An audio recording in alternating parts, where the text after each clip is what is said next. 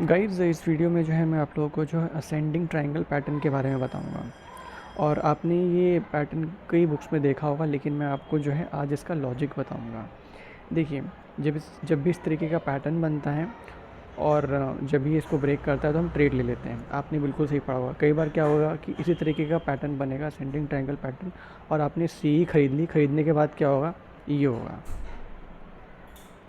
आपने सी लेने के बाद प्राइस नीचे हो गया और आपको लॉस हो जाता है। पहले आपने ये पैटर्न के आधार पे लिया था, देख लीजिए असेंडिंग ट्रायंगल पैटर्न यही है।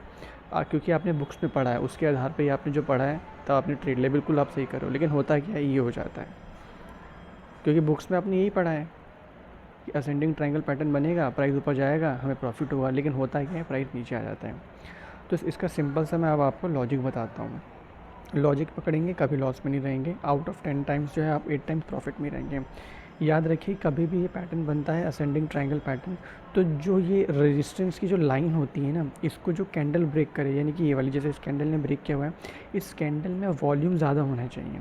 अगर जो कैंडल इस रेजिस्टेंस को ब्रेक करती है उसमें वॉल्यूम कम है, तो वो हमारे लिए थोड़ी खतरे की घंटी है। मतलब वहाँ पे हमें जो है दिमाग लगा कर ट्रेड करना पड़ेगा। ज़रूरी नहीं है कि आप जो बुक्स में पढ़ते हो चीज़ें सेम एज इट इज़ आती हैं। एक अच्छा ट्रेडर स्टॉक मार्केट में वही होता है जो हर टाइम, हर मिनट में जो है अपना माइंड सेट चेंज करता रहे। अगर वो थोड़ी देर पहले बायर था तो फिर वो सेलर बन जाए। तो इसका लॉजिक ये है कि जो कैंडल है, जो रेजिस्टेंस को ब्रेक करेगी, उसमें वॉल्यूम अच्छा ज़्यादा होना चाहिए। और जो उसके बाद जो कैंडल बने ना, वो उसकी अपनी प्रीवियस कैंडल का लो ब्रेक ना करें। अब आप कहोगे कि ये रेड कैंडल बनी और फिर इस कैंडल ने इसका लो ब्रेक कर दिया, जैसे देख पा रहे होंगे। लो उसने बिल्कुल ब्रेक किया है, लेकिन जिस कैंडल ने रेजिस्टेंस को ब्रेक किया है ना, उसमें वॉल्यूम ज़्यादा है, तो ये प्रोबेबिलिटी ज़्यादा होती है कि प्राइस यहाँ से ज़्यादा जाएगा। तो ये इसका लॉजिक है। इस पैटर्न पे आ जाते हैं। पैटर्न दोनों सेम ही। अभी देखिए कि इस कैंडल ने इस रेजिस्टेंस को ब्रेक किया, लेकिन इसमें वॉल्यूम कम है। वॉल्यूम कम होने के बाद इसमें आपको विक भी दिखाई दे रही होगी।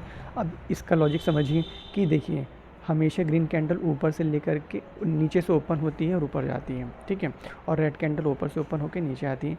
तो ग्रीन कैंडल यहाँ से ऊपर तक गई होगी।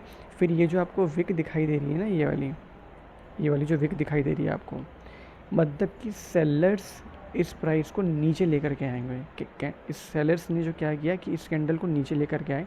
तो इससे हमें ये साफ पता चलता है डाउट कि कहीं ना कहीं अभी भी सेलर यहाँ पे बहुत ज़्यादा हावी है। फिर एक ही कैंडल बनती है, फिर सेलर्स ने क्या किया, फिर इस कैंडल को दबाया। तो कैंडल अपने आप में बहुत कुछ बताती हैं। आपको यही चीज़ें समझनी होती हैं जो कि आप समझते नहीं हो। तो चीज़ें हमेशा बदलती रहती हैं स्टॉक मार्केट में। स्टॉक मार्केट इतना आसान भी नहीं है, तो आपको लॉजिक पकड़ना पड़ेगा। इसीलिए इससे कंफर्म होता है कि यहाँ पे सेलर्स भी बहुत बड़ी मात्रा में, और उनके पास इतनी ताकत है, इसीलिए वो इस प्राइस को देखिए कहाँ से कहाँ नीचे लेकर के आ गए। तो जब भी आप ट्रेड लेते हैं तो इस तरह के लॉजिक्स को पकड़िए, चीज़ों को समझिए और बारीकियों में जाइए। तुक्का मत लगाइए, लॉजिक पकड़िए, ठीक है।